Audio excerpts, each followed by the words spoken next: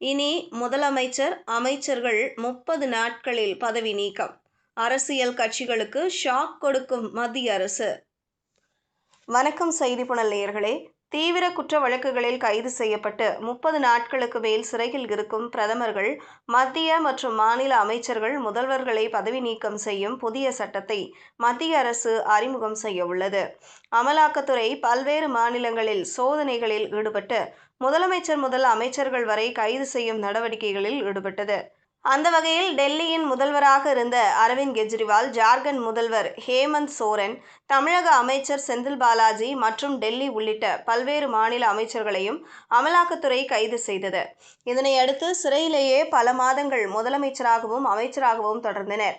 பல மாதங்களுக்கு பிறகே தங்கள் பதவியை ராஜினாமா செய்தனர். இந்த நிலையில் இதற்கு செக் வைக்கும் வகையில் மத்திய அரசு புதிய சட்டத்தை இன்று அறிமுகம் செய்ய உள்ளது.